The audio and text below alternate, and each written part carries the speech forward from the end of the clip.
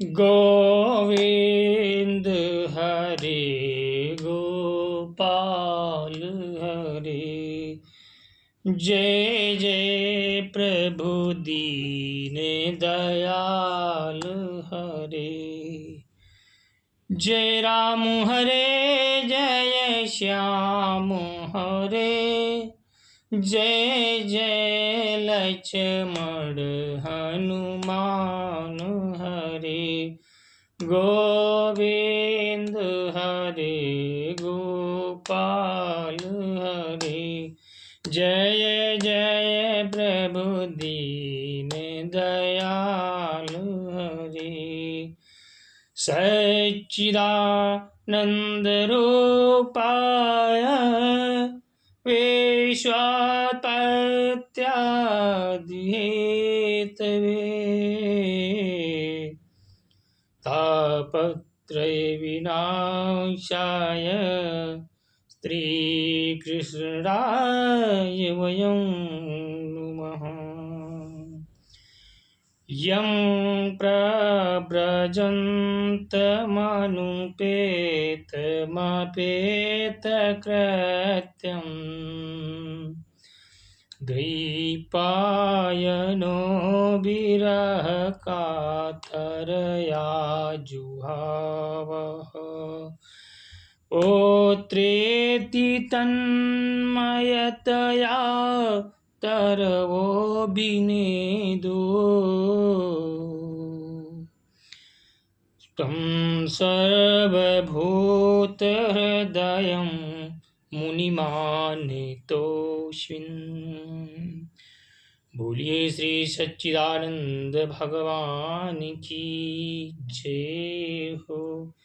सच्चिदानंद स्वरूप भगवान श्री कृष्ण को हम बार बार प्रणाम करते हैं, जो जगत की उत्पत्ति और विनाश के हेतु हैं।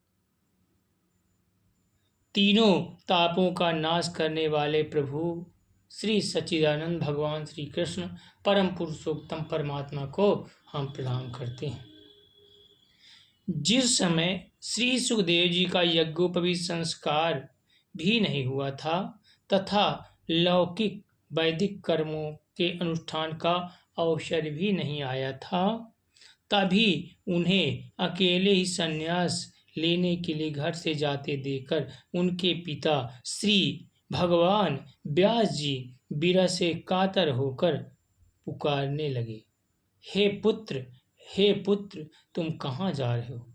उस समय वृक्षों ने तन्मय होने के कारण श्री सुखदेव जी की ओर से उत्तर दिया था, नैमिषे सूतमासीनामभिवाद महामतिं कथामृत रसास्वादः कुशलः शौनको ब्रवीत। एक बार भगवान भगवत कथा अमृत का रस स्वादन करने में कुशल मुनिवर शौनक जी ने नैमिषारण्य क्षेत्र में विराजमान महामति सूत जी को नमस्कार करके उनसे पूछा। शौनक उवाच अज्ञानन्धान्तविध्वंस कोटिशोरिसमप्रभा सूताख्यायिकथासारं मम कर्णरसायनम्।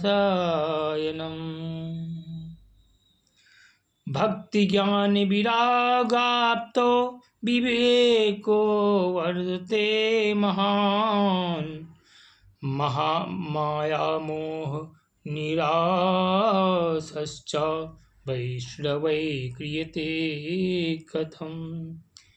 इति घोरे कलौ प्रायो जीवश्चासुरतां गतः क्लेशाक्रान्तस्य तस्यैव शोधने किं परायणम्। सूत जी आपका ज्ञान अज्ञान अंधकार को नष्ट करने के लिए करोड़ों सूर्यों के समान है। आप हमारे कानों के लिए रसायन अमृत स्वरूप सारग भक्ति कथा कहिए। भक्ति ज्ञान और वैराग्य से प्राप्त होने वाले महान विवेक की वृष्टि किस प्रकार होती है तथा वैश्य लोग किस तरह इस माया मोह से अपना पीछा छुड़ाते हैं। इस घोर कलिकाल में जीव प्रायः आसुरी स्वभाव को प्राप्त हो गए हैं, विविध क्लेशों से ग्रस्त हैं, सदमार्गी नहीं है, मार्ग भटक गए हैं। तो ऐसे में अपना कर्म बनाने के लिए श्रेष्ठ उपाय क्या है, ये हमें आप बताइए।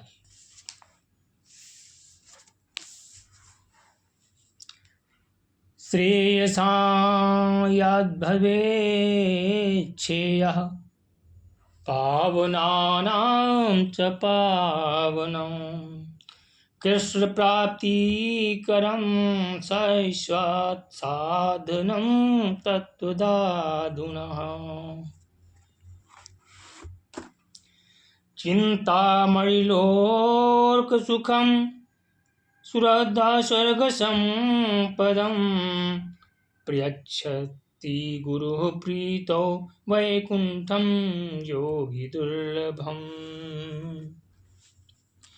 सूत जी, आप हमें कोई ऐसा शाश्वत साधन बताइए जो हमसे अधिक कल्याणकारी तथा पवित्र हो,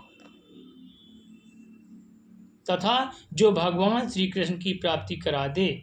चिंतामणि केवल लौकिक सुख दे सकती है और कल्पवृक्ष अधिक से अधिक स्वर्गीय संपत्ति दे सकता है, परंतु गुरुदेव प्रसन्न होकर भगवान का योगी दुर्लभ नित्य वैकुंठ धाम भी दे सकते हैं। तो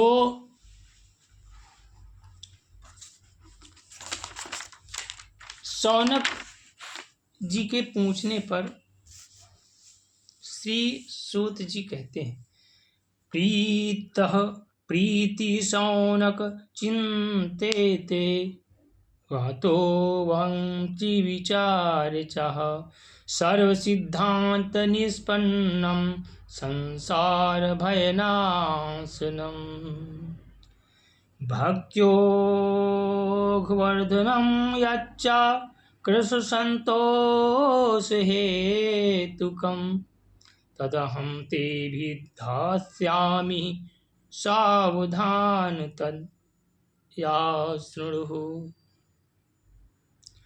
काल व्याल सुखग्रासा त्रास निर्माण से हेतवे श्रीमद्भागवतं शास्त्रं कलौ विकीरेण भाषितम्।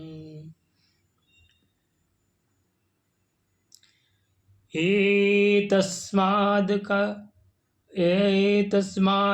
परं किंचन मन्नः सुदृश्येन विद्यते तन्मान्तरे भवेत् पुण्यं तदा भागवतं लभेत्। परीक्षते कथां वक्तुं सभायां संस्थिते सुखे सुधाकुम्भं गृहीत्वेव देवास्त्र समागमम्।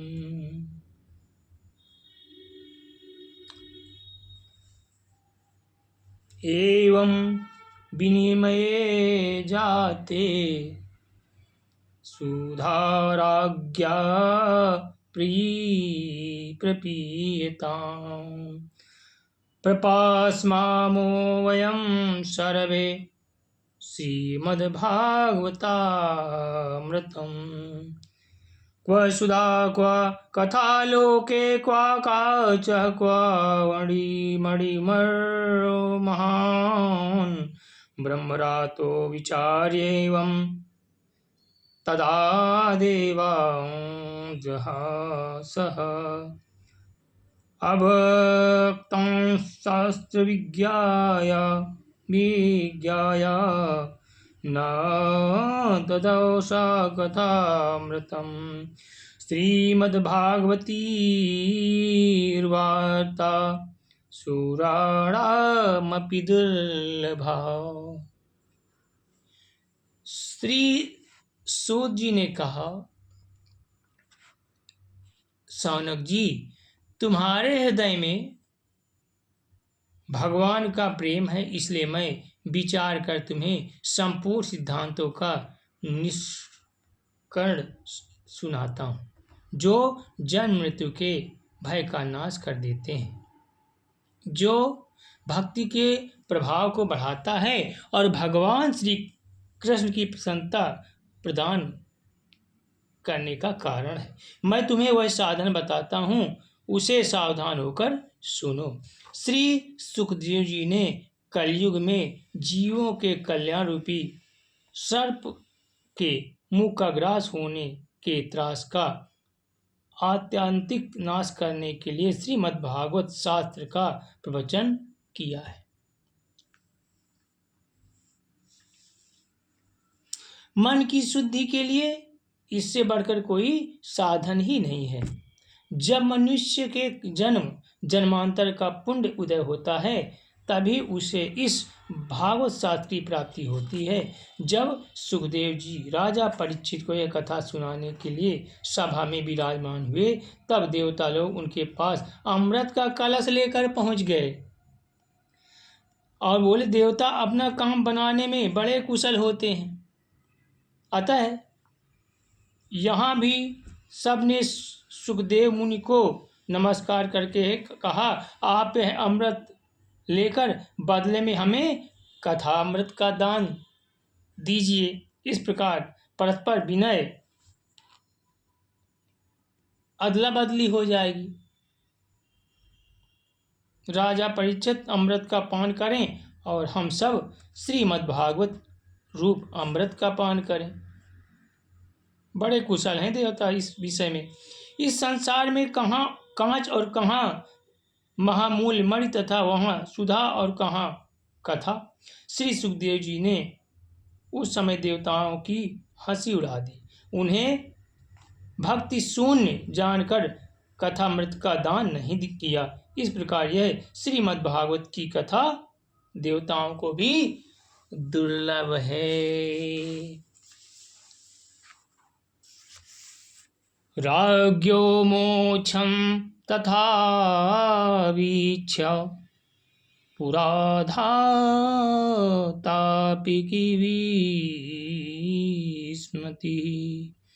सत्यलोके तुलाबध्या तोलयस्याधनं त्यजः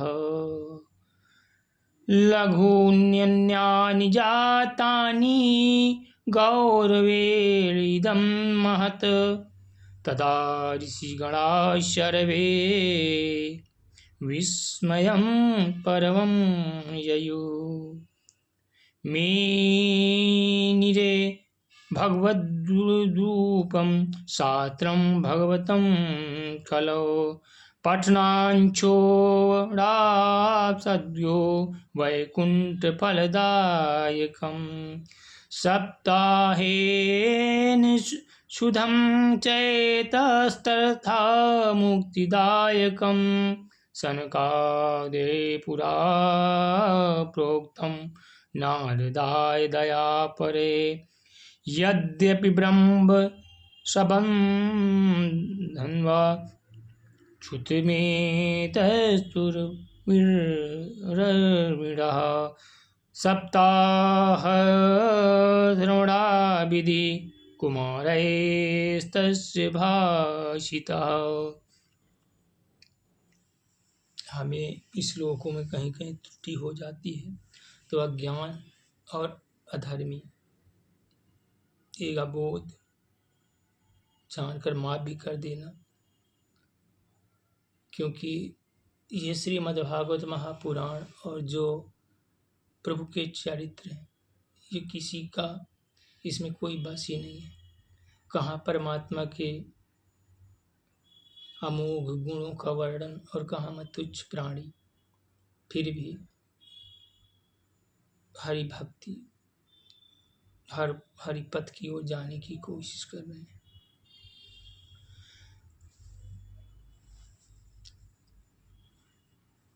कहते हैं पूर्व काल में श्रीमद् भागवत के श्रवण से ही राजा परीक्षित की मुक्ति देखकर ब्रह्मा जी को भी बड़ा आश्चर्य हुआ था। उन्होंने सत्यलोक में तराजू बांधकर सब साधनों को तौला, अन्य सभी साधन तौलने में हल्के पड़ गए। अपने महत्व के कारण भागवत की ही सबसे भारी रहा। यह देखकर सभी ऋषियों को बड़ा विस्मय हुआ। उन्होंने कलयुग में इस भगवत रूप भागवत शास्त्र को ही पढ़ने सुनने से तत्काल मोक्ष देने वाला निश्चय किया। सप्ताह विधि से श्रवण करने पर यह निश्चित भक्ति प्रदान करता है। पूर्व काल में इसे दयापरायण सनकादि ने देवर्षि नारद को सुनाया था। यद्यपि देवर्षि ने पहले ब्रह्मा जी के मुख से इसे श्रवण कर लिया था, तथापि सप्ताह श्रवण की विधि तो उन्हें सनकादि ने ही बताई थी। तो गोविंद हरि गोपाल हरि, जय जय प्रभु दीन दयाल हरि, जय राम हरि जय श्याम हरि, जय जय लक्ष्मण हनुमान हरि, गोविंद